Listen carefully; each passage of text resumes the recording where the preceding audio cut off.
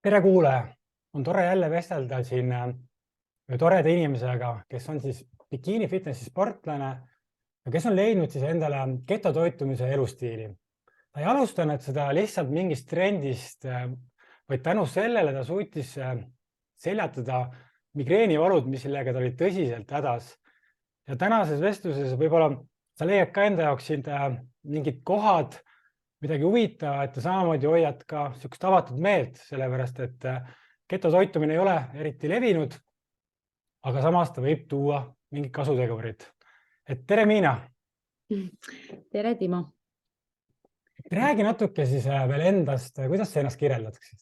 Ma olen 3 lapse ema ja mingi hetk tuligi siis mul see soov või leidsin selle aja, et ellu viia üks enda selline kauaaegne unistus, et viia ennast oma tippvormi ja tegeleda siis fitnessiga. Ja tegelikult palju aega mööda ei läinudki, kui ma olin selle mõtte enda jaoks tuulda lasknud, kui mul tekkis ka inimene kõrvale, kes mind selle teekonna nagu aitab, ehk siis minu treener. Aga jah, sellest me räägime kõik juba järjepanu, Aga 3 lapse ema, et ikkagi see aja planeerimine on vist väga tähtis selle juures, et ikka nagu hämmastav. Tavaliselt bikiini mitte sportlased, nad on võib-olla elustiilis niimoodi, neil ei ole veel lapsi võib-olla, samamoodi nad saavad hästi siis jälgida toitumist asja, et see on päris suur katsumus. No see oli tegelikult nagu tõesti challenge selles mõttes, et kogu pere ju toitub teistmoodi ja minul on vaja kõik söögikorrad ja kõik toidud enda jaoks nagu teistmoodi planeerida, et aga noh, see oli minu soov, ma võtsin selle endale eesmärgiks ja ega ma olen niisugune kange ka, et kui midagi tegema hakkan, siis ma nii kergelt sellest loobuda ei taha ja ma hakkasin ju kogu oma teekonda ju seal Instagramis ka nii-öelda nagu jagama, et siis noh, kuna ma olin selle juba enda ja teiste jaoks välja hüüdnud, et nii, seda ma teen, siis noh, tagasiteed nagu ei olnud. Ja ma olen väga rahul, et see nagu lõpuks niimoodi lõppes ja oligi siis, et eelmise aasta oligi minu ettevalmistusaasta ja 2022 oli see oktoobrikuu, kui oli minu esimene võistlus, oli see Valio profiil kapp, milles ma osalesin. Et selle loo ajal ma tegingi 3 võistlust. 2 Eestis ja 1 oli Soomes Põhjamaade meistrivõistlused. Okei, aga lähme siis natuke ajast tagasi, et kuidas sa üldse jõudsid siis selleni, et milline toituja siis nooremas eas olid, et mulle meeldib küsida inimestelt, et kuidas nad jõudnud sellesse hetke, kus te oled. Et räägi, milline on su minevik olnud, oled sa sportlik inimene, milline toituja sa oled olnud? Et sportlik olen ma tegelikult olnud lapsest saati, et ma olen hästi sportlikust perekonnast, et olen alati liikumist armastanud, aga toitumisest ega lapsena sa midagi väga ei jaga ja nagu ka paljud meist on ju, et kui sa trenni teed, siis söö, mis sa tahad, on ju, et ega sul siis kehakaal ei tõuse ja oled vormis ja ilus, on ju, et mingi ajani muidugi see ka on tõsi, on ju, aga kui tuleb tüdrukutel puberteedi aeg, ikkagi hormonaalselt keha muutub, sa tahad rohkem toitu, on ju, võib-olla aktiivsus jääb ka natukene tahaplaanil, on ju, tulevad muud huvid mängu, siis tegelikult jah, et keskkooli lõpuks tegelikult ma olin päris niisugune, ütleme, ligi 90 kilogrammine ilus tüdruk. Et tehes kogu aeg trenni, olles aktiivne, aga oli mul ka ikkagi väikene selline ikka maitsesid rohkem need magusamad toidud aga ma ütlen, et ma olen üldse hea isuga, et läks soolast, läks magusat, läks kõike nii-öelda nagu liiga palju. Aga ma korra küsin, et kas ütleme, et perekonnas, et kas on perekonnas ka niisugune teinekord võib-olla geneetiliselt juba, et kuidas sinu ema, isa, kas nad on ka nagu natuke kogukamad või täiesti niisugused, et kuidas sa kirjeldaksid selle koha pealt? No ma ei ütleks, et meil perekonnas oleks väga kogukaid inimesi. Jah, kui võrrelda ema ja isa, siis tõesti isa on suurema kondiga nii-öelda nagu aga ka mitte nii tervisliku eluviisi viljelev inimene, et siis sellest võib see põhjus olla, et ma ei tahaks nagu seda geneetika kaela nagu keerata, et jah, et ma olen suure kondiga ja tead, mul noh, et mitte endale nagu vabandusi luua, siis tegelikult noh, ma tean seda ju tagasi vaadates, et noh, ma tegin ise väga palju asju valesti, et ja aga mingi hetk oligi see, et noh, et sa oledki nagu mitte toidusõltuvuses, vaid noh, sa janunedki selle nii-öelda pigem mitte nii tervisliku toidu järgi, et sellise toidusõltuvus ja selline enda ülesöömine natukene nagu vaimse poole pealt käis ka tegelikult minu elustiili hulka, et oli nagu raske. Et ütleme, see on emotsionaalne söömine, mis teinekord et see pigem oli ka nagu minu nagu tavaline. Aga jah, ütleme jah, nooremas eas, ega meil ongi, ega me ei tea, miks me sööme või kuidas süüa ja mina olen ka 35-aastane, see tegelikult mõeldes seda, et meil ei olnud neid ahvatlusi nii palju tegelikult, et meie eas ju ülekaalusega ei olnud tegelikult suuri probleeme, aga muidugi esines inimestelt. Jah, aga sellegi poolest jah. Sind ikkagi tabas see, et sa kuidagi olid kogukam, et kui ma mõtlen ka oma põhikooli asjad, et meil kui sa mõtled üldse kuulaja ka, et nagu, et mis magustoidud selle ajal olid, siis mul tuleb ka meelde, et oli hapukoore, pai hapukoori suhkrut ja kakaod ja siukse jah, et sa said ikkagi oma magusa laksu kätte, et võib-olla poes Snickersit ja mingit siukest jäätise valikut ei olnud, on ju, aga moosisaiad suhkruga, hapukoored, igasuguste mooside asjadega, et olid ikkagi kättesaadavad, et kui sa tahtsid süüa, siis sul oli, millega sa ennast nagu premeerisid, kui nii võib öelda. Ja siis oled selle kerge ülekaaluga kogu aeg olnud ja me rääkisime varem, et see 2019 aasta oli siis sinu jaoks siuke muutlik aasta, et võib-olla kui sa siis tõsiselt hakkasid või olid sunnitud tegema muutuseid oma elus? Jah, no see oli selline aasta, kus ma tõsiselt esimest korda siis enda tervise pärast hakkasin muret tundma. Sest et 2019 aastal ma ootasin oma 3. last, käisin tööl ja mul hakkasid nagu tõsiselt minu elu häirima siis peavalud. Ja need olid juba siuksed peavalud, et kuna ma rase olin, siis peale paratsetamooli ju ei lubata mingit valuvaikset võtta ja need tegelikult ka mitte midagi ei aidanud, et kui ma neid ka vahepeal nagu tõesti viimases hädas võtsin. Ja peavalud oledki siis sellised, et hommikul tõused üles, pea valutab, õhtul lähed magama, pea valutab, et need tsüklid kestsid 2, vahest 3 päeva ja ütleme, need on nagu need tegemist, lõpuks siis ma saingi teada, et see on migreen, aga mida ma nagu märkasin, oligi see, et mul valutab pea nagu ühest kohast, kogu aeg ühest kohast, et minul oli see vasak selline nagu see laup ja siis vasak silm valutas. Aga kas võib olla siis migreenid erinevad kohad? Ja need on nagu lokaalselt ja selles mõttes, et nende kohta öeldakse, et need on pinge peavalud, et need põhjustab stress, võib-olla mingid sundasendid, palju asju, et see on selles mõttes, see on ka nagu neuroloogiline haigus. Et ja minul valutas siis otsaesine ja see silm. Ja loomulikult sellel ajal ma töötasin, ma olin iluteenindaja ja mul oli päev otsa erevalgus, mul oli sundasend, ma istusin ja istuv töö on ju, et ma ei saanud nagu ennast vahepeal minna, et korraks nagu värsket õhku hingama, et kogu aeg oli selline nagu tubane, suure valguse ja ka istuv töö. Ja siis oligi lõpuks niimoodi, et ma hakkasingi kaebama enda perearstile ja ka see, kes mul rasedust jälgis, et mul lihtsalt pea valutab nagu päevade viisi, et ma lihtsalt ei jaksa,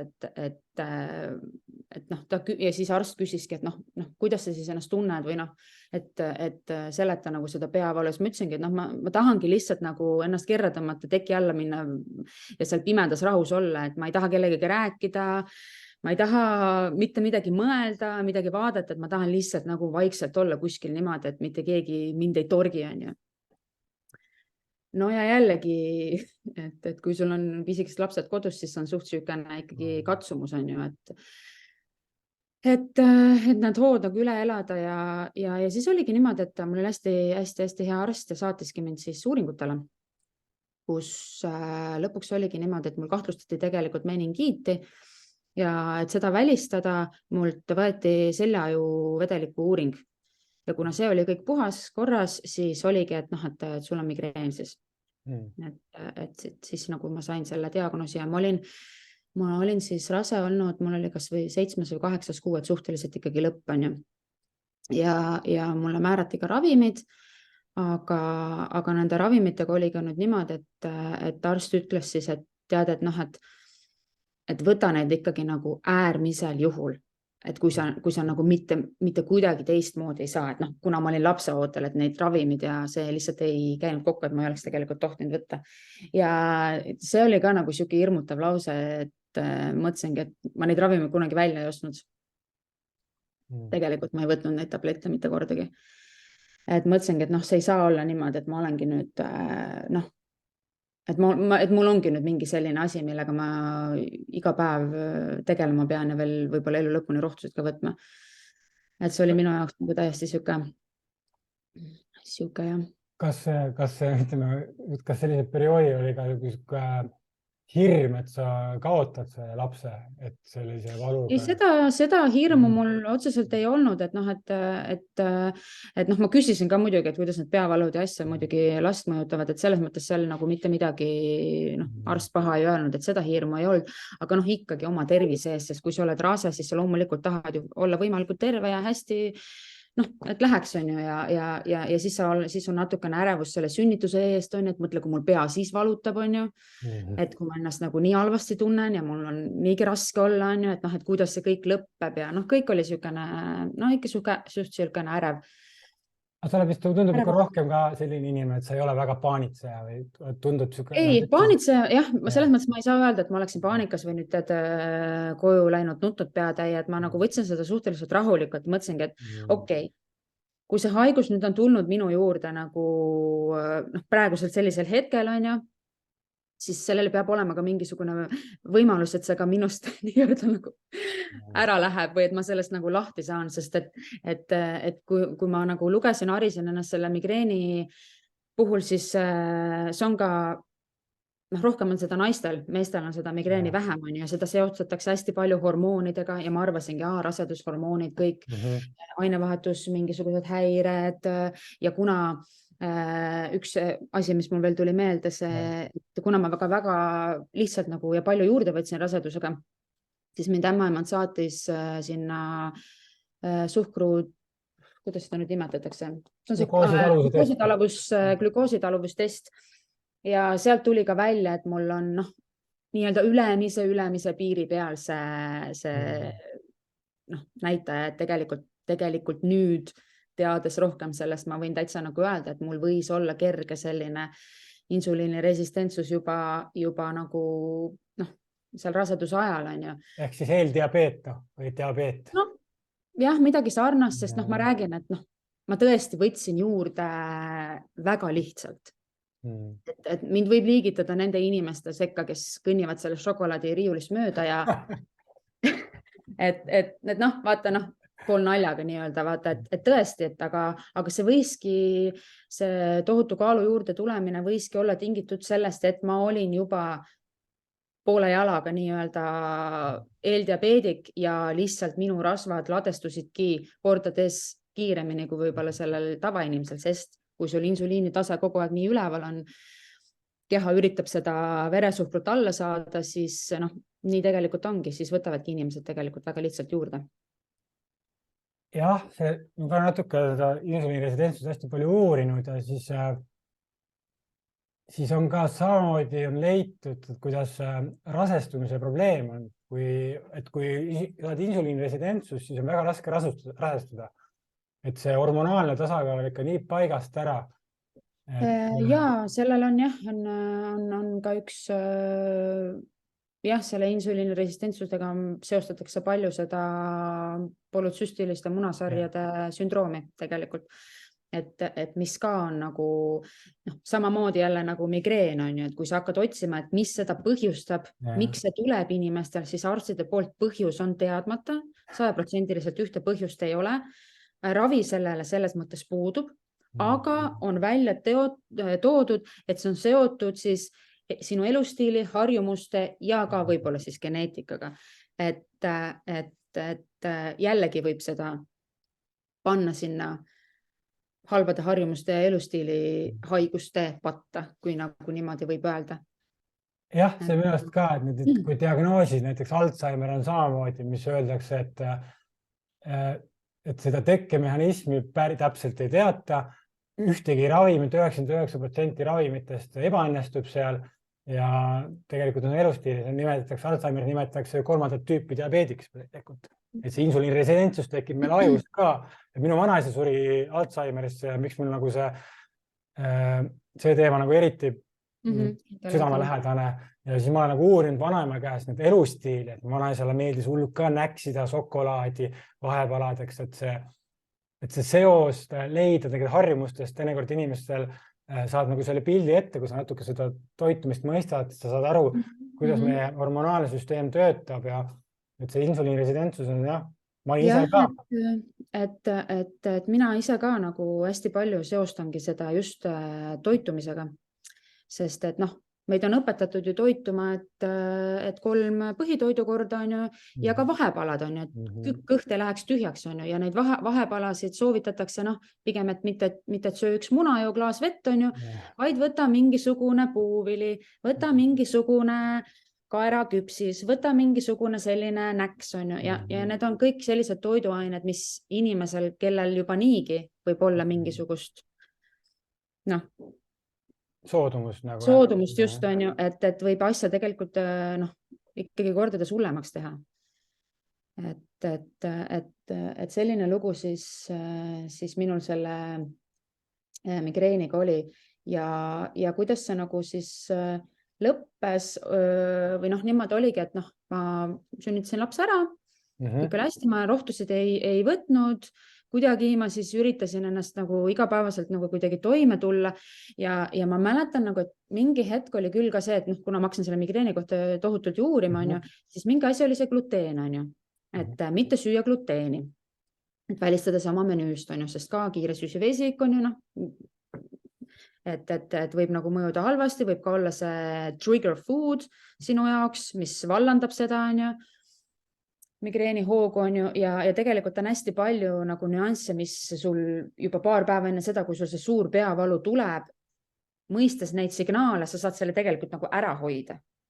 Et kui ma oleksin osanud oma keha ja neid märke nagu varem lugeda, et siis ma oleksin saanud nagu ennast juba aidata selles mõttes, et ei oleks tulnud mul seda peavalu, kus ma tahan endale teki üle pea tõmmata ja lihtsalt päev otsa seal nagu vegeteerida. Et seal on jah siuksed, et välistasin ka siis endal menüüst siis gluteeni.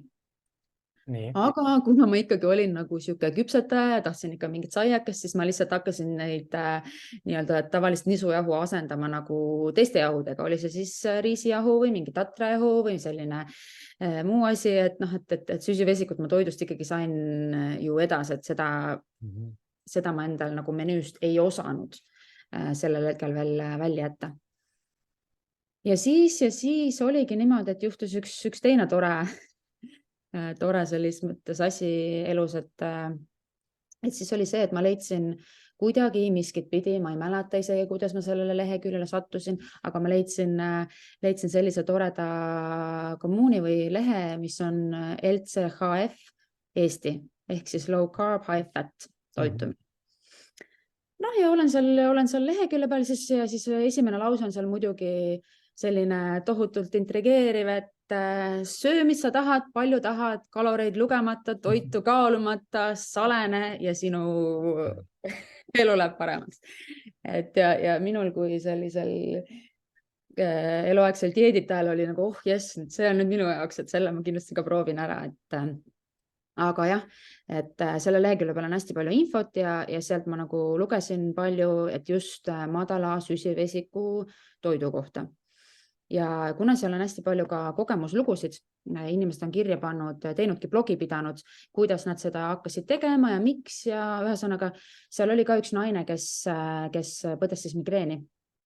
Ja temalt ma sain nagu veel hästi palju hoogu juurde ka ise seda siis enda naha peal nagu kõike ära katsetada, et mis see siis nagu täpselt on ja kas see toimib minul ka, et kas mul jäävad need peavalud harvemaks.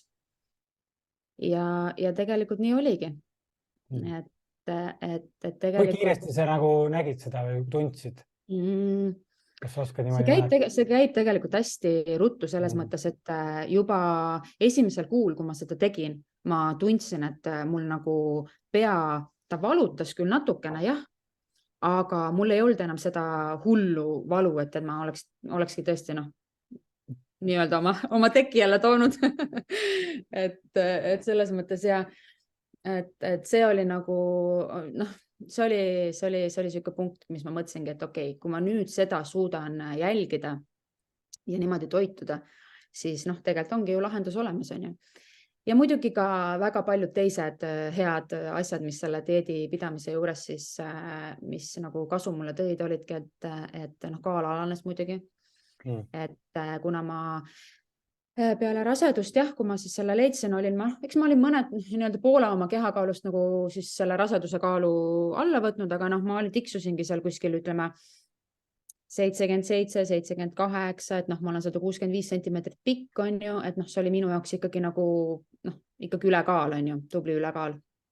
Isegi kui ma olen suure ja raske kondiga. ja siis nagu kaal langes sellega nagu päris kiiresti, nii et ma olin ikkagi kuskil 67, 66 kilogrammi, kui ma nagu nii-öelda oma madalama kaalu kätte sain nii-öelda siis. Et see oli ka minu jaoks selles mõttes selline kaal, kus ma visuaalselt niimoodi enda juures enam mitte midagi muuta ei tahtnud, et see oli minu jaoks nagu täiesti, et kui ma ütlengi, et mul on alati meeldinud siuke jõuline ja pigem sportlik naise keha, siis ma ei ole kunagi ennast tahtnud näha hästi peenikesena või ka nagu väga saleda inimesena. Et see nagu.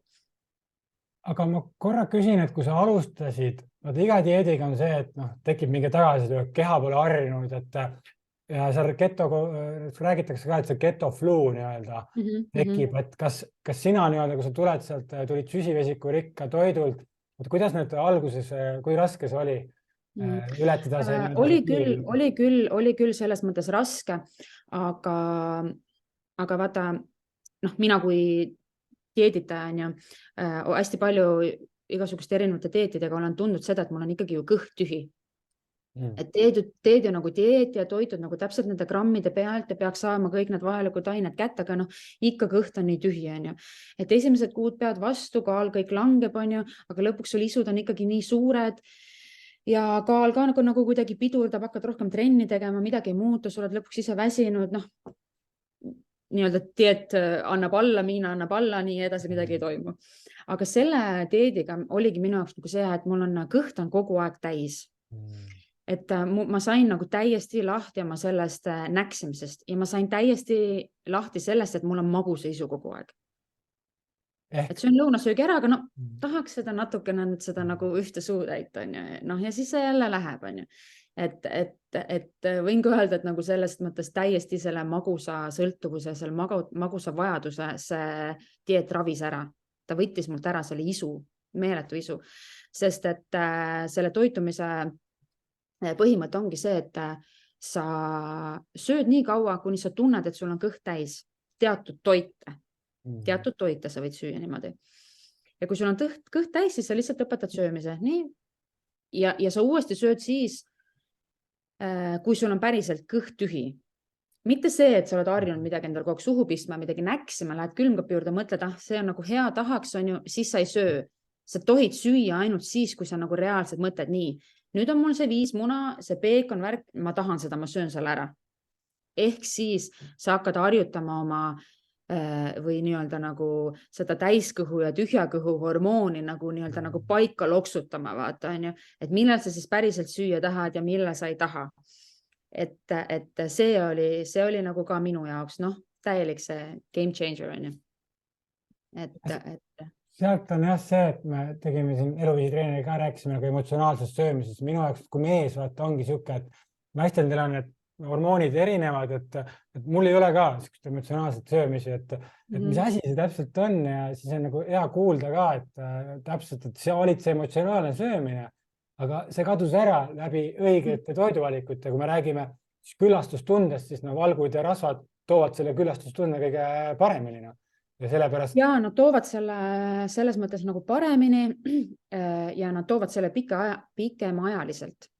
Et kuna rasv iseenesest sinu insuliinitaset ei kõiguta, veresuhkrut ei kõiguta, siis ongi, kogu aeg on nii-öelda nagu stabiilne energiatase, et ei ole niimoodi, et peale sööki sa vajud kuskile lössi, et tahaksid väikse uinaku teha, on ju, mis oli ka minu jaoks täiesti igapäevane asi, on ju, et sul on kogu aeg nagu, mõtlegi, energia on nii-öelda nagu laes, et sööd ära, naks, lähed teed midagi uuesti, et ei ole nagu seda suhkru crushi. Et see oli ka nagu hästi positiivne märk, mida ma... Siit ma tunnen ka nagu enda loo ära, et ega ma ise olin ka insuliiniresidentne tegelikult. 2018 olin ka aeg, kus ma siis vaatasin peeglisse, ma olin rahule, ma olin 93 kilo, äkki kõhuras hakkas tekkima, ma olin eluaeg sportlane, tippsportlane olnud, sõin tervislikult, putru, muna hommikul, aga siis oligi minu jaoks küsimus, et ma sõin 7:30 kausitäis putru, vanaema moosi peale, peekonid, leivaviilud ja siis kell 10 läks mu kõht tühjaks uuesti. Ja, kuidas see võimalik on? Ma istun kontoris 2-3 tundi ja mul on kõht tühi juba ja siis ma nagu hakkasin küsima, et nagu milles see asi on, kas et ma hakkasin ka nagu alateadlikult otsima neid lahendusi, kui ma lõpuks jõudsin ka toitumisteaduse juurde ja tegin väiksed muudatused ära, tegin oma hommikusöögi ketoks põhimõtteliselt. Ja kõik läks, minu vaimne tasakaal kõik läks nii-öelda paremaks, emotsionaalne tasakaal ja siis ma sain aru, et oot. Midagi on nagu teistmoodi. Nii lahe on nagu kuulata inimeste neid lugusid, kes ütlevad, et kes reaalselt nagu oma elus siis nagu näevad neid muutusid nagu ja nad on nagu nii rahul nendega ja nad Aga siin ma ütlengi, et korra vahel, et ma ei läinud kogu toitumist ketoks. Et tegime tänase jutu teema, kui sa kuulad ka inimene, see ei ole see, et sa pead nüüd elustiililt minema kohe ketoks, nagu Miina on. Miina lihtsalt sobib see, aga see keto tuua teatud toidukordadesse, see võib olla väga tugev faktor, et sa saaksid nagu oma kehakaalu, oma vaimse, oma füüsilise tervise tagasi. Jah, siis see sõna keto tegelikult nagu inimeste jaoks ka vaata, kes ei teagi, mis see siis on. Et minu meelest on natukene meedia seda keto sõna nagu ära ka rikkunud, on ju. Et keto, see on see imedieet, on ju, hakkad seda rasva sööma, paned kohvi sisse sinna võid ja muidugi seda pekki ja kõik on ja muudku rasv, on ju. Et keto tegelikult ei põhine sellele, et sa hakkad tohutult rasva endal juurde sööma. Jah, sa sööd rasvasemat toitu. Sa sööd tervislikku rasva, aga see point on selles, et sa viid süsivesikud alla. Et see on see keto nagu toime või kuidas ta toimib, on see, et süsivesikud on viidud alla. Et see võib-olla inimeste jaoks kah on nagu natukene vale arusaam sellest ketost jäänud. No, ta ongi see, et inimestel tekib ka kohe see, et keto, see tähendab, et ma pean dieeti tegema, ma pean tegema kogu aeg mõtlema, et see on nagu see kõige hullem mentaliteet, mis on iga dieediga, et me läheme nii ekstreemseks. Et kui me nagu mõtleme, et ketot tegelikult kasutatakse ravidieedina epilepsia juures ja kui me räägime migreenist ja epilepsiast, mis seos neil on? Need on mõlemad neuroloogilised haigused. See tähendab seda, et närvisüsteem ja kui natuke uurida, ma uurisin seda asja, et see insuliin tekitab seda glutamaat, jah. Glutamaat on selle nimi, jah. Et seda tekib rohkem, õigemini ja MSG, näiteks inimene, kes on migreenid, sööb hästi palju Hiina toitu, sellel pole näiteks seost, sest seda MSG, seda E621 kasutatakse hästi palju Hiina toidu juures. Ja samamoodi kui mõelda, et migreen ei ole lokaalne haigus, see tuleb tegelikult ju meie soolestiku kaudu, õigemini see uitnärv juhib, õigemini selle kaudu tuleb see signaal. Et kui sul on nagu valu siin, see tähendab, et sul on peas see probleem.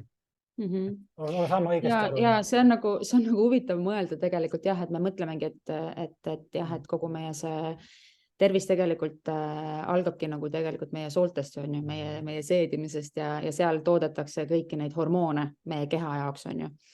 Et siis on jah, tegelikult erilist tähelepanu just vajab meie toit sest kõik see, mida me sisse sööme, see me oleme, mis on ka lause, mida me igal pool nagu kuuleme, eriti nagu ka fitness maailmas ja kõiki neid dieete pidades, et jah, et kehal selles mõttes sellist kalorikalkulaatorit ju peal ei ole, et me võtame ühe ampsu ja meil kuskil hakkab mingisugune ratas kerima, et nii, nüüd sul on nii palju veel süüa, nüüd on nii palju süüa, et tegelikult ju meie oma toiduga toidame ainult oma hormoone, viime siis oma hormoone kas tasakaalust välja või neid tasakaalu või seal midagi juhtub, et meie oma toiduga mõjutame oma keha hormoone. Kas paneme nad siis enda jaoks paremini tööle või teistpidi siis teeme oma kehale nagu nende natukene nagu kahju. Jah, see on samamoodi täpselt, et kalorid sisse, kalorid välja, aga kõik kontrollivad hormoonid tegelikult ja siin ma kuulasin ka ühte, kus üks inimene ütles ka, et 20% sisse söödud kaloritest üldse lähebki nagu kogu selle protsessi peale. Sest seedimine ja kõik see võtab ka energiat ja seda, et lõpuni välja tegelikult me täpselt ei suuda seda arvutada, palju me siis neid kaloreid tegelikult vajame ja kui palju meie keha tegelikult siis kaloreid üldse vajab, et ka näiteks lihtsalt elus püsimiseks, kui me ka terve päev otsa voodis peaksime pikutama. Et mis meie see baasaine vahetuse, see kaloraaž tegelikult on, seda on võimatu, et ütleme arvutis panna nagu, et ma liigun nii palju, olen keskmiselt aktiivne, siis on nagu... Need on kõik suhtarvud selles mõttes, mida ei ole täpselt võimalik nagu välja tuua ja selle kalorite ja selle söömise koha pealt ma võin jällegi tuua ka enda põhjal ühe näite, kus ma siis seda LCHF-i praktiseerisin, sest seal ei kaalu. Seal ei loe kaloreid, seal sa sööd intuitiivselt. Kui sa tahad, siis sa sööd. Ja kuna siis sa söödki rasvarikkaid toite, ehk siis ongi seal muna ja rasvane liha, täis piimatooted, on põhiline siis rohelised köögiviljad, et igasugused salatid, kapsad, suvikõrvitsad, herned, sellised asjad on nagu lubatud teatud kogus. Ehk siis mina panin enda jaoks koguse 50 grammi süsivesikuid päevas. Nii-öelda neid toitained on ju. Nii.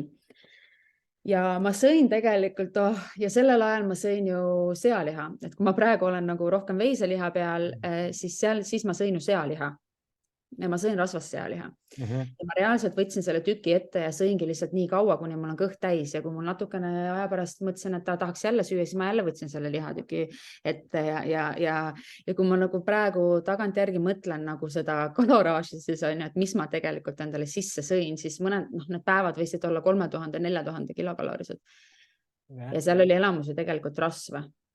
Ja, selles mõttes, et minu nagu toitainete vahekord oligi niimoodi, et 70-80% rasva ja liha ja siis piimatoodetest sa saad ju tegelikult süsivesikut, et see oli siis algusaegadel nagu ainuke minu süsivesikute allikas, siis olid piimatooted. Ja ma võtsin alla. Ütleme, et siis praegu nagu naistel palju see keskmine kaloraaž on ja versus siis keto, mis sa sõid siis võtad? No ma ütlen, et hästi keskmine on selline 1800, mis nende 1800 kuni 2000, mis tegelikult on selline täiesti normaalne. Mitte enam minu jaoks normaalne. Aga kuidas see öelda? Ikkagi kõvasti rohkem. Et kiudainete suhtes, kuidas see soolestiku läbi käima, et sa sõid hästi palju raha, kas sul oli seedeprobleeme, kui sa nagu läksid mitte midagi sükest teha? Ei ole olnud seedeprobleeme, ütleme nagu jah, selle toitumisega ei ole olnud, ma ütlen niimoodi. On ennem olnud. Ja kui ma sõin gluteeni, oli tegelikult. Ja no ma olin ikkagi umbes siuke ringi jalutav tuumapomm, ütleme ausalt, et oli ka, ma räägin, et kui ma olin söönud gluteeni ja ka mingi puuvilja näiteks sinna vahele, kõrvale, siis ma õhtul trenni ei saanud minna, sest see oleks olnud ka kole. Mis mõttes? Selles mõttes lihtsalt, et sa oled gaasikogum, vaata, sa ei suuda ennast liigutada, sest et sa ei saa olla seltskonnas nagu reaalselt, et räägime asjadest nii, nagu need asjad olid.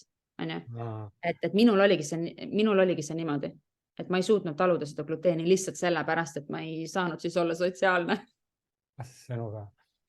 Et see nagu, see on olnud ainuke minu selles mõttes seede probleem. Et kõht on mul alati läbi käinud ja sellega ei ole probleeme, aga lihtsalt nagu need gaasid ja puhitused ja noh, raske olek ja kõik jäävad nagu sellesse aega, kus ma tarbisin igapäevast gluteeni. No enda koha peal on sama teema, et kui mina nagu piimatooted ära jätsin ja gluteeni, siis on ka puhitused minu jaoks niisugust asja pole olemas. Et kui me räägime sellest gluteenist, ongi raskesti seeditav valk, selle sees on gliadiin ja ta ongi raske kõhule meile. Ja kui seda ära jätta, siis sul jäävadki ära need, kui me võtame näiteks, et meile räägitakse hästi palju kiudainetest. Ütleme, sa sööd nüüd seda gluteenirikast leiba, kus on palju kiudained, aga sul ei ole seedimine korras. Et see nagu ongi see, et see kiudainete jääbki sul kuskile sinna tegelikult nagu kinni. Jah, et asi ei ole üldse nagu sellest, et sa vähe kiudainet, vaid pigem on mingid toiduained, mis põhjustavad seda. Ja tegelikult jah, et kui sa sööd rasvarikkaid toite, siis tegelikult seedimine läheb väga heaks. Et selle koha pealt ka ei tasu karta, et juhtub kõhuga midagi, et midagi valutab, et läheb see raskeks olek, absoluutselt süükest tunnet ei ole. Minul vähemalt ei olnud. Aga ja kuna sa siis alustasid selle ketoga täpselt ajalises mõttes, mis aasta oli? See oligi niimoodi, et 2019, ütleme mitte nüüd aprillis sündis mul laps ja ütleme seal lõpupool, 2019 lõpp, 2020 algus, ma ütlen, ma ju enda jaoks ei pannud ju kirja neid aegu, et kui ma lihtsalt nüüd praegu nagu mõtlen tagantjärgi, siis midagi sellist võis olla. Et ta oligi enam-vähem nüüd niimoodi, et aasta või natukene peale ma olin seda ketotoitumist teinud. Ma alustasin fitness seda ettevalmistust ja sain oma treeneri poolt siis toitumiskava. Miks sa tahtsid hakata? Miks just, kuidas see nagu huvi, kui sa nagu vaatasid lava peal naisi, et kus sa nagu tuli nagu tahtmine saada, et sa oled nagu 3 last on sul, et miks sa nagu... Tead, see oligi nagu niisugune huvitav asi, et lihtsalt ütleme, kuna see ongi mulle meeldinud ja ma ütlen, et ma olen sportlik inimene, siis lihtsalt mul oligi sellel hetkel selle jaoks aega, et sellega hakata tegelema. 4-5 korda nädalas trennid ja kogu see muu asi sinna, et ma tahtsin lihtsalt selle nii ära proovida, sest et ma hakkasin oma treeneri juures käima tegelikult lihtsalt rühmatreeningus. Ja see oli suvi, 2021 suvi, mõtlesin, et tuleb september ja niimoodi, see oli see koroona lõpp ka just, vaata, et kõik spordiklubid veel ei olnud avatud, Kosarelis spordimajas oli suur remont, et siis sügisel nad pidid avama, mõtlesin, see on hea nii-öelda avapauk teha, et ma tellin personaalse kava, et ma ei hakka enam rühmatreeningus käima, vaid ma hakkan jõusaalis käima ja teengi siis ennast siukseks, elu tippvormi nii-öelda. Aga kuna ka minu treenerist nagu nägi, et ma olen siukene, tõsine tahe on olemas ja ta ise on fitness võistleja ka, siis ta pakkus lihtsalt mulle seda, et kuule Miina, et kuule, kas sa seda ei tahaks teha või et sa sobiksid seda tegema. Ja siis mul oli muidugi, et vau, muidugi, et see on nagu asjade loomulik käik, et muidugi teeme ära, et see tuli jah niimoodi tegelikult nagu selle asja story. Okei, nüüd sa siis hakkasid sellega tegema, kuidas see dieet välja kujunes või kuidas see toitumine, kuidas alguselt, kui palju sa kaalusid? No ütleme, et minu treener on kogu minu selle jutu asjaga kõik kursis, ta teadis, et ma teravilju üldse ei söö. Ja üldse ma olen hästi kartlik nende süsivesikute suhtes, siis ma ütlesin talle ka, et ma ei suuda niimoodi elada, et ma pean nüüd trenni tegema ja et mul samal hetkel nagu pea valutaks, et mul tuleksid need peavalud tagasi. Et see on minu puhul nagu kõige suurem atšur, mis ma nagu annan. Ja tead, ma hakkasin ju niimoodi sööma, loomulikult ma ju usaldasin teda ja kõik peab niimoodi toimima ja kõik ju niimoodi teevad, et see on lihtsalt see asi, mis peab olema, kui ma seda tahan teha ja ütleme, mul see isu lihtsalt seda teha oligi nii suur, et ma korraks nagu oma selle nii-öelda selle eluviisi, mida ma olin täitsa edukalt nagu teinud, natukeseks ajaks lükkasingi siis maha. Ja tulid mul muidugi peavalud tagasi ja mul oli halb olla ja ma mäletan, ma isegi et kui olid siuksed suuremad kogused süsivesikud, siis ma isegi vahest oksendasin, et mul oli nagu paha olla. Aga mis süsivesiku siis tõid siis täpselt? Ma sõin valget riisi. Valget riisi oli see põhine. Ikkagi see tõmbas ka ikkagi tagasi selle. Ja ma sõin valget riisi, ja oad on ju, kõik sellised asjad, mis on süsivesik, aga mis ei ole teravili. Et see oli ainuke asi, mis ma ütlesin, et seda ma kindlasti ei tee, et mingid putrusid ja mingeid asju ma ei hakka sööma. Et siis ma tegingi endal kas hirss ja riis oli mul tegelikult. Need tunduvad nagu kõige ohutamad, ma mõtlen ka kohe, et okei. Ja tegelikult ongi, aga minu puhul nagu, miks mul see pea valutas ja kõik oligi see, et minu puhul need kogused lihtsalt olid liiga suured. Et mu keha jaoks oli see liiga suur ja kuna ma olengi see peavalutaja ja see süsivesik on minu jaoks see trigger, mis hakkab mul midagi siin toimuma, siis ma lihtsalt nii suures koguses, nagu ma lihtsalt ei saanud, tõesti, mul hakkas halb. No vot, ja siis et kui ma fitnessiga alustasin, loomulikult ma võtsin juurde, kuna mul oli ikkagi kalori surplus, on ju. Ja nii, et kui ma nagu... Aga sul kaloraaž tegelikult ju oli madalam, kui sa ketos olid ju. Ja, selles mõttes küll jah. Aga kaal tõusis jah? Kaal tõusis ja muidugi. See on nagu huvitav. Kaal tõusis tegelikult koheselt põhimõtteliselt. Ja seda oli nagu väljanägemise pealt ka nagu näha, et ma olin ikkagi pehme. Kuigi ma olin tugev, ma olin ju treenitud, mul oli all näha, et mul on lihas, mul läheb selg laiaks kõik, siis pealt oli see kõik selline švammikene tegelikult seal peal. Et hakkasid võtma rasva juurde treeningutega põhimõtteliselt? Selles mõttes jah, nii rasv kui vedel ikka kõik, mis siis süsivesik sinu kehas nagu seob, vaata, et ei lase kogu sellel asjal nagu niimoodi nagu... ja kuna minu jaoks toimus see ka suhteliselt äkki sellest ketost nii-öelda hopsti fitness dieedi peale üle minna, siis kehal oli see jällegi ka nagu niisugune šokk, mis panigi teda järsult kohe siis nagu ka võib-olla kaalu kinni hoidma. Et lõpuks jah, kui ma nagu ettevalmistust tegin ja läksin ja hakkas mul siis see dieet, see oli mul maikuus, mai keskel, mai lõpupoole, siis ma tegelikult olin jah kuskil 72-73 kilo uuesti nagu, et olin nagu need kilod nagu kõik tagasi juurde võtnud, need kilod, mis ma selle keto toitumisega olin nagu eelneva aasta jooksul nagu maha võtnud. Aga peale seda siis sa võtsid uuesti need süsivesikud välja, kõik normaliseerus või? Tead, mingi hetk nagu oligi nagu niimoodi, et ma olin dieedil, see on stressirohke aeg, kõik. Sa teed meeletult trenni. Sa teed 5 korda nädalas trenni ja sellel ajal mul oli juba kardio ka päris kõrge. Nädalas, ma arvan, mul oli mingi 6 tundi kardiot. Ja oligi siis niimoodi, et kaal lihtsalt ei lange, lihtsalt ei lähe nagu alla ja ma tiksusingi selle 65-66 peal niimoodi kogu aeg natukene langes, siis jälle tuli juurde, siis natukene langes, et ma nagu väljanägemine ka ja ma ei olnud enam rahul selle protsessiga, ma vaatasin, et asi nagu ei liigu, on ju. Ja siis minu peas muidugi see oma teadmine, on ju, kuidas ketodieedil toimub siis oma keharasva kasutamine ja kuidas sellega on hõlpsam rasvaprotsenti kaotada ja ma olin selle ise läbi teinud, siis kogu see fitnessi dieet, kogu see, mul oli suur nii-öelda nagu vastuolu peas siis, on ju. Ja ma rääkisin oma treeneriga ja ma ütlesin, et mul on ju aega veel, on ju, et see oli augustikuu, et oktoober oli lavale minek, et mul on ju tegelikult aega, et proovime, ma tahan proovida, ma teen kuu aega. Oota, ma korra küsin, kas sul oli need isud tulid tagasi ka või? Kui sa süsivesikud... Selles mõttes loomulikult sul on kõht kogu aeg tühi. Sul on kõht ju kogu aeg tühi tegelikult, kui sa nagu dieedil oled. Sest ja siis me proovisime ka minu puhul nagu seda, et teeme nagu 1 päev nädalas seda laadimispäeva, mis tähendabki siis süsivesikute laadimine. Et selle efekt ongi nagu niimoodi, et kaal on kaua aega kinni olnud selle pärast, et kalorid on vähe, on ju, sa oled nagu näljas, kõik hormoonid, asjad su kehas on ju, sa oled nii-öelda nagu pinges, stressis ja sa annad siis 1 päev oma kehale neid süsivesikuid nii-öelda viid lakke, mis toobki siis selle efekti, et võib-olla järgmisel, ülejärgmisel päeval sul nagu kaal tõuseb, aga siis järgneval päeval ta nagu pauhti langeb, et keha sai korraks sellest šokist välja, ta sai uuesti nagu rohkem toitu ja läheb nagu kaalulangus edasi.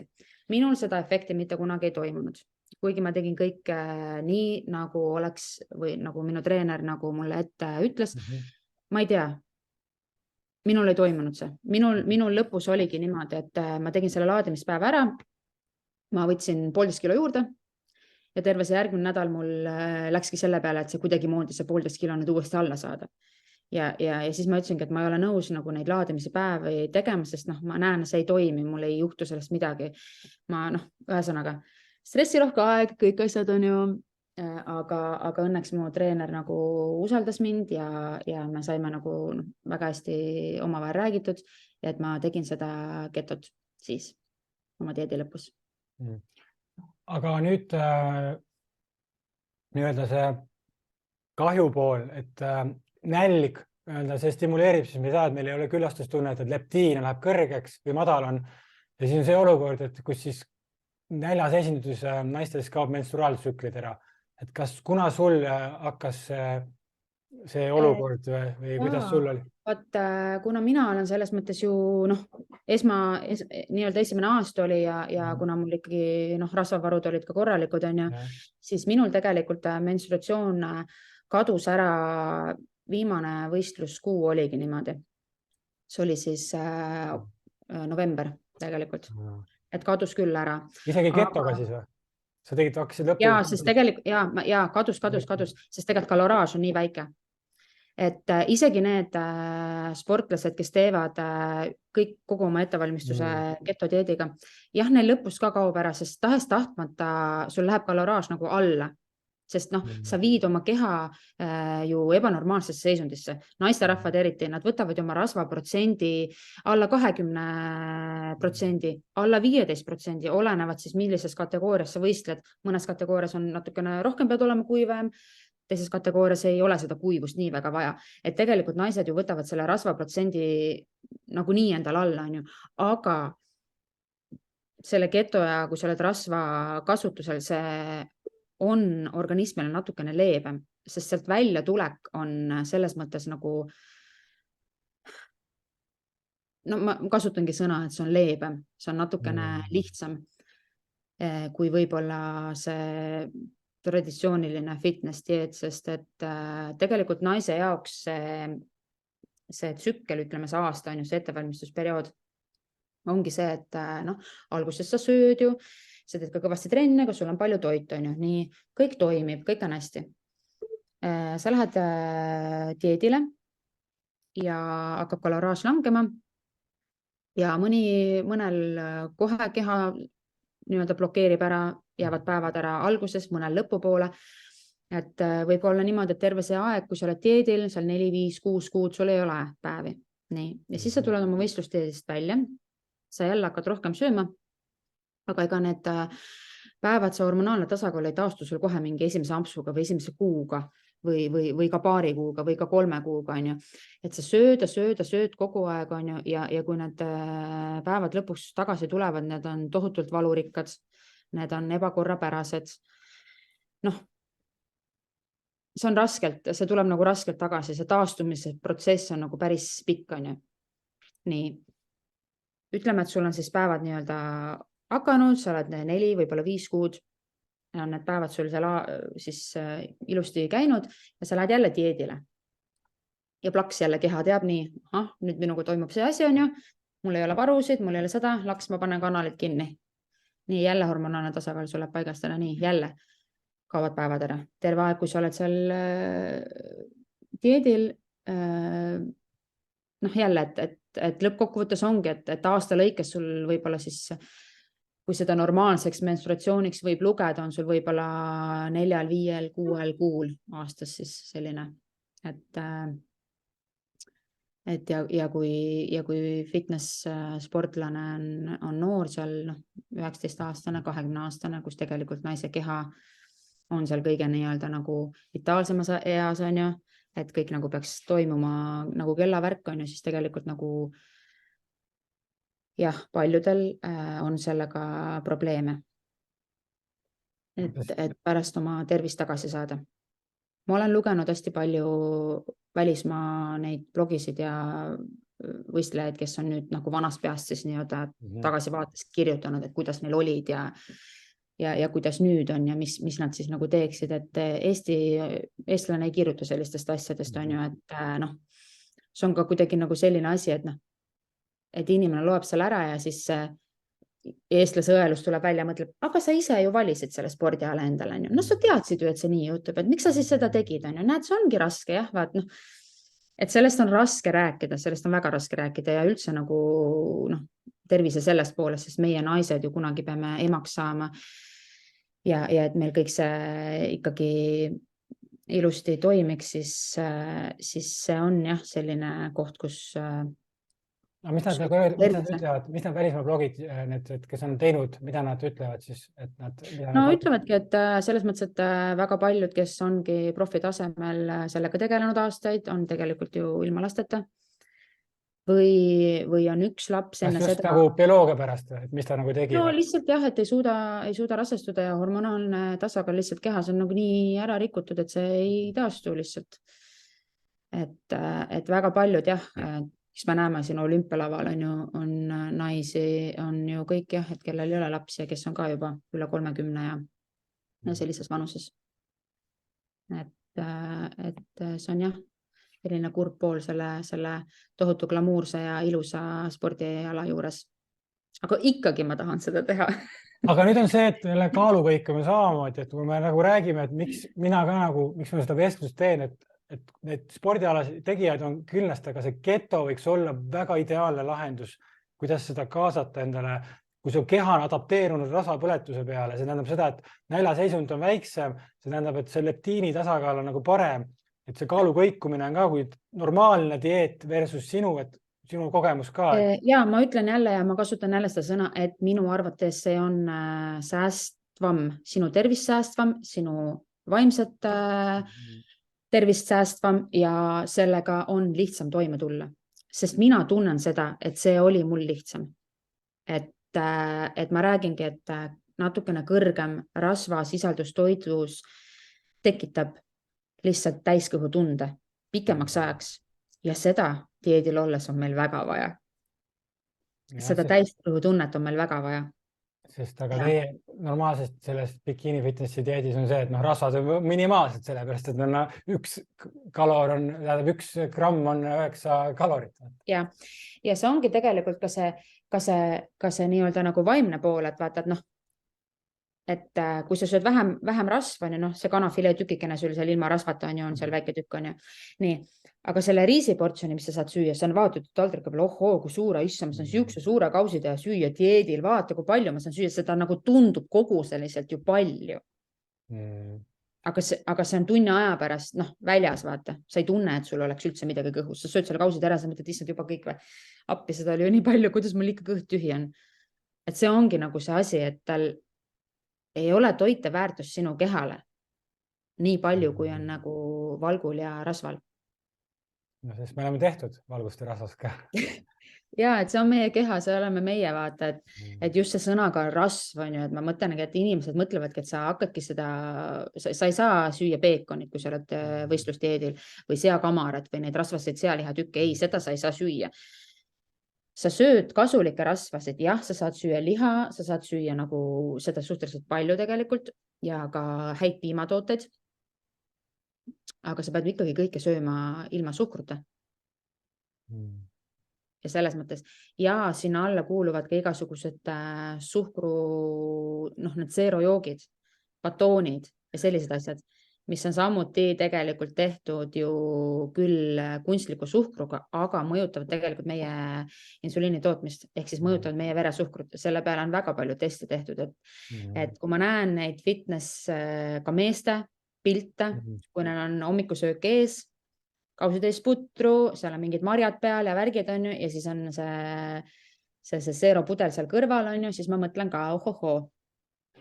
Nii on ju, et jah, et seda ka tegelikult selle keto toitumine ei poolda selliste jookide ja selliste toodete tarbimist.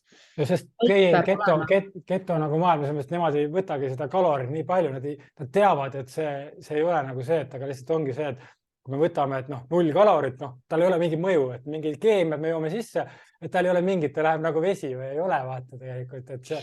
ja aga nagu ma räägingi, et dieedi ajal, kui sul on kõht nagu tühi, sa hakkad janunema igasuguste sihukeste asjade järgi, mida sa tegelikult üldse ei söögi või isegi sa tegelikult nagu ei tahagi. Et ma räägin igasugused need joogid ja see on juba see, et seal peal on kirjutatud seeros, seda ma ju saan, vaata, seal ei ole kalorid, ma joon seda, et ma saaks midagigi, on ju. See on jälle see tegelikult, et see ketotoitumine ja see suure või kõrgema rasvasisaldusega, madalama süsivesikusisaldusega toitumisstiil pooldab hästi puhast toitumist.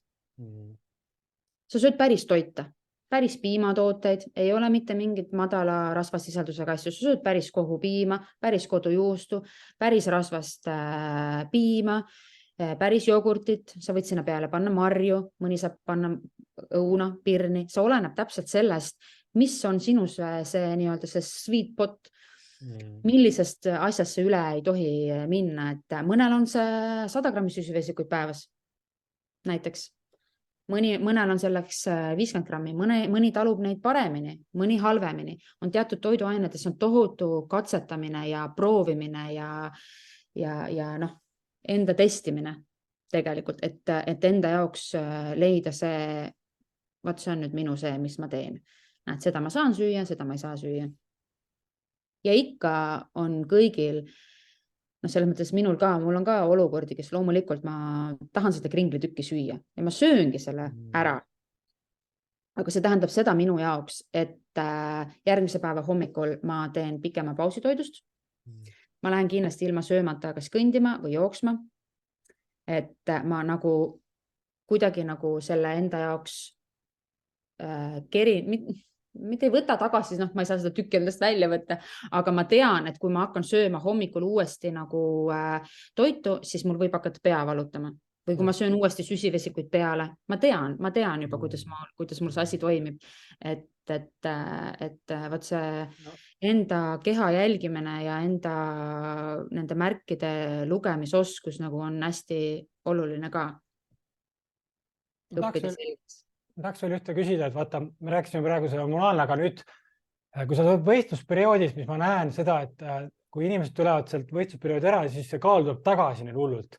Siis sinu puhul, kui sina lõpetasid võistlused, kuidas sinu kaal on säilitanud ja palju see kõigub või kõikuda nagu inimestel? No peale võistlusdieeti jah, ütleme, et 100% ma ei osanud veel nii-öelda seda ketotoitumisstiilil nagu seda, sest enne lavale minekut seal ka laetakse ennast natukene süsivesikutega asja, aga kuna ma ei olnud seda, sel hetkel mul ei olnud ka aega seda niimoodi õppida, uurida, ma ei teadnud, kust nagu infot saada, siis ma tegin seda tegelikult ka natukene valesti, ma tegin seda liiga palju.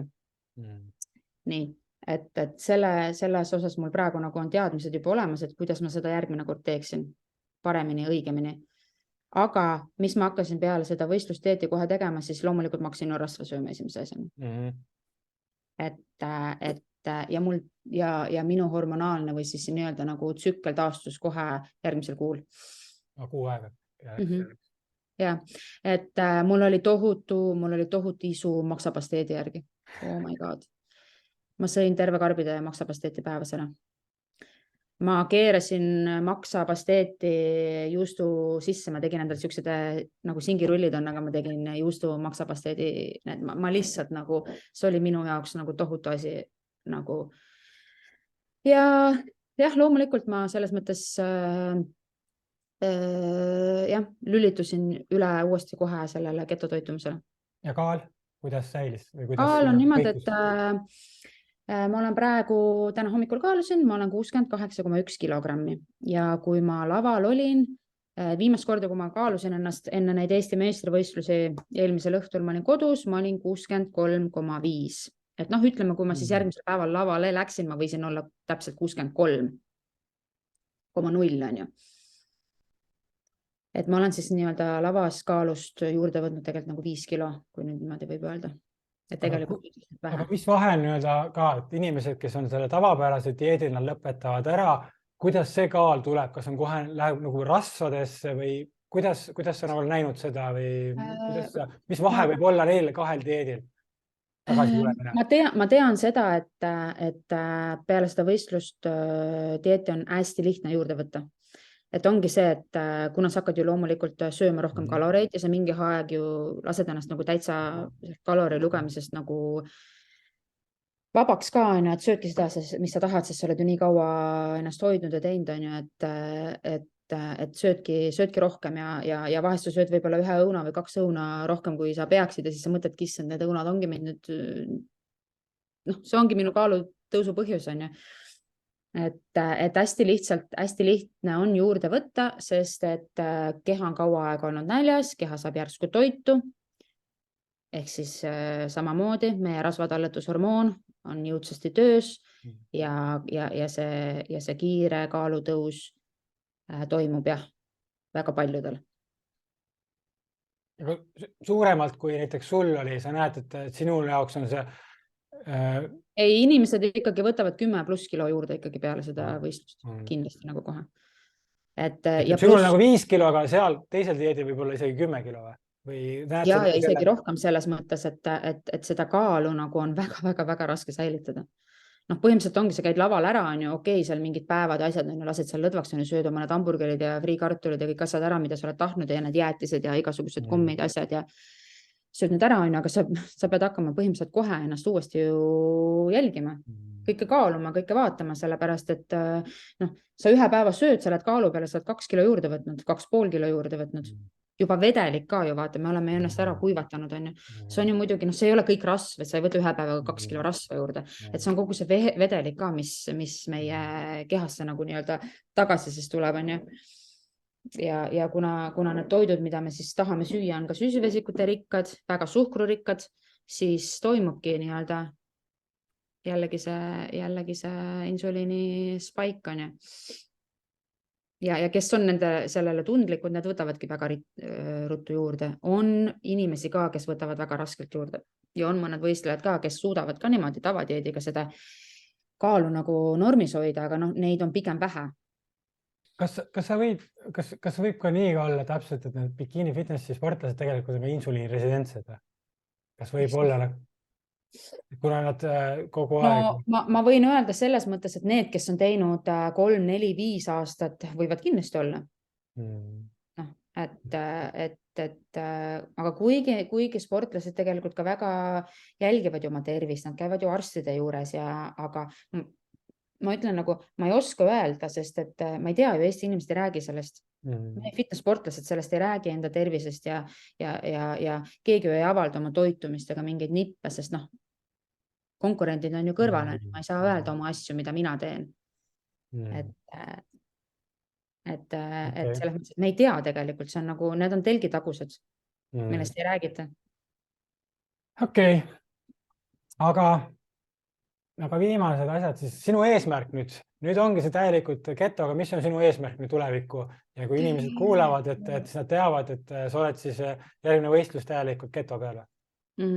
Jah, tegelikult nüüd siin paar päeva tagasi tuligi üks otsus, et kui ma muidu plaanisin 2023 aastal mitte lavale minna ja teha nii-öelda siis täieliku selles mõttes ettevalmistusaastat tugevalt trenni teha ja toituda ja kõike, siis ma rääkisin tegelikult oma treeneriga, et ma tahaksin ikkagi Eesti meistrivõistlused ära teha. Et no ma lähen Eesti võistlustele.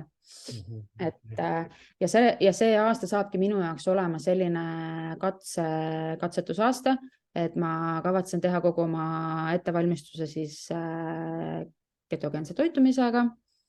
Ja mul on abilimene olemas ühe raamatu näol ja see inimene, kes sellist toitumist ja fitness maailmas nagu teeb, on Robert Sykes, tema Instagrami ja Facebooki nimi on siis Keto Savage ja tema on Ketobriki omanik ja looja.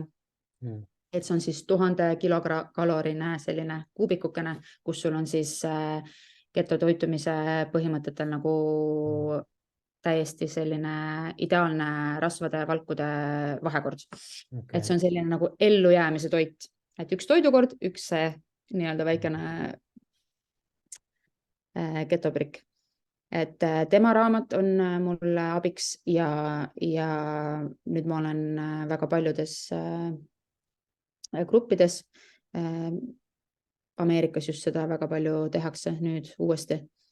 Miks ma ütlen uuesti, sest et enne nii-öelda seda praegust bikini fitness dieeti, siis tegelikult need vanakoolikad ju kõik tegelikult tegid sellist, et muna ja liha ja brokoli. Dieet oli tegelikult selline, et ei olnud putrusid, ei olnud riisi, ei olnud süsivesikute laadimist, et kõik käis rasva ja valgu pealt. Et see on minu eesmärk ja see on minu nagu jällegi üks nagu challenge, siis minu selle aasta lubadus, et ma plaanin jah niimoodi siis sellise ettevalmistusega teha 2023 Eesti meistrivõistlused. Sa jagad siis oma teed siis Instagramis ka, et see on sinu põhikoht, kus inimesed saaksid sind jälgida, ma väärtustan ka alla lingi siis.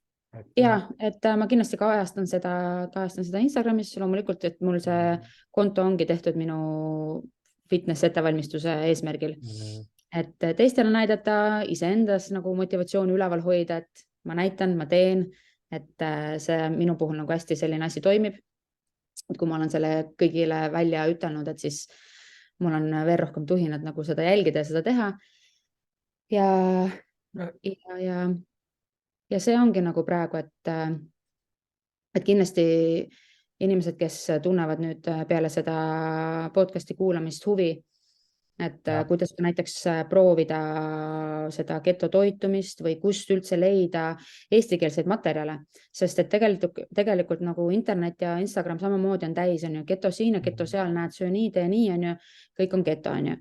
Et ma ise ka näen väga palju nii-öelda valeinfot liikumas, mis rikubki tegelikult selle nagu elustiili või selle olemuse ära, et võib küsida näiteks, et mis oleksid näiteks eestikeelsed lehed ja kus mina leidsin infot ja millist raamatut näiteks võiks lugeda, et sellest lihtsalt teada saada, sest see on ikkagi loodud nagu meditsiinilise dieedina ju, et selles mõttes raviks, et see, et meie nüüd oma igapäevaellus ka oskame seda kasutada ja näeme selle positiivseid mõju, meie igapäevaelus on nagu meie pluss, vaata, et seda tuleb lihtsalt õigesti osata teha.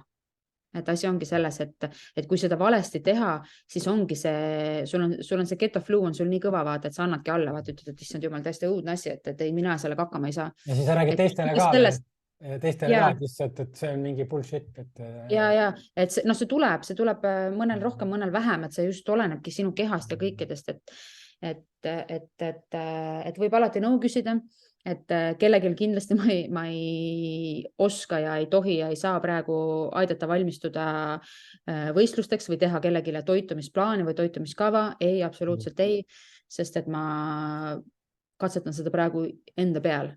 Et sa praegu siis ja riskin enda nii-öelda nagu vormi ja kõikide nende tõekspidamiste ja uskumuste ja kõikide nende muude asjadega, et ma tahan kõigepealt selle enda peal põhjalikult läbi teha enne seda, kui ma saan selles valdkonnas midagi teistele soovitada. Et sa siis seda teenust nagu ei paku, aga täpselt kui küsib Sanna, et aga kus sa jõusaalis käid, et võib-olla inimesed tulevad sinna jõusaali, küsivad paar küsimust, et kas sa seda avaldad? Et ma elan Kosel, Harju Kosel ja mina käingi trennis Kose spordimajas. Et seal on meil tore jõusaal ja meie tiim nagu treenib seal. Et muidugi, ma võin lõpmatuseni nendel teemadel rääkida. Aga oma aeg on ka tähtis, vaata, see on kõige tähtsam. Ja muidugi, aga ma räägin, et see on 3 last ka veel, võeta et seda aega on vaja. Et see on nagu minu suur kirg ja tõesti armastus, et mis ma nagu, et jah, loomulikult küsige ja ma aitan nii palju, kui ma oskan. Aga mul on hea meel, Miina, et me saime rääkida, et sa rääkisid ausalt oma lugu, kuigi natukene oligi nagu kartlik selles suhtes, aga just ma näen, et selle võib olla suur mõju naistele, võib-olla, kes alustavad seda teekonda ja võib-olla vaatavad natuke seda teist poolt, et meil on nagu üks äärmus, millele põhjal me tugineme, antakse soovitusi, samamoodi need soovitused, kes need samad treenerid nõustavad, siis siis need võivad ka nagu natuke eksitada neid inimesi, sest tegelikult on leebem viis ka võib-olla. Ja üks asi ka, mis ma nagu tahaksin ka kõigile soovitada, noh üldse kõigile, kes kuulavad ja ka eriti nagu inimestele, kes tegelevad fitnessiga, nagu jälgida oma tervist nagu ja lugeda igasuguseid märke ja kohe sellele reageerida ja kohe rääkida sellest oma treenerile. Et selles mõttes, et ikkagi teha vereanalüüse ja noh, kui sa tunnedki oma kehas mingit muutust, siis nagu pöörake sellele kohe tähelepanu, sest et me keegi ei taha ju, et meil oleks lõpuks sellised mingisugused, noh, ma ütlengi, elustiiliga seotud või harjumustega seotud, halva toitumisega seotud haigused või et noh, millega pärast nagu aastaid peab tegelema, et uuesti nagu ennast enda keha tasakaalu viia, et eriti nagu noored, et kuna ma ise olen ju ka, mul on 2 tütart ja 1 poeg siis, et mul on tüdrukud ju ka 9-10-aastased on ju ka siukses vanuses juba, kus nagu noh, et mina nagu tüdrukute emana mõtlen ka, et noored nagu hoidke enda tervist ja uurige hästi palju neid tagamaid ja küsige hästi palju inimeste käest, kes noh, kellel on fitnessi vastu nagu huvi, et küsige hästi palju nõu, kuidas teie tegite, kuidas te tundsite nii, et ärge jätke kunagi oma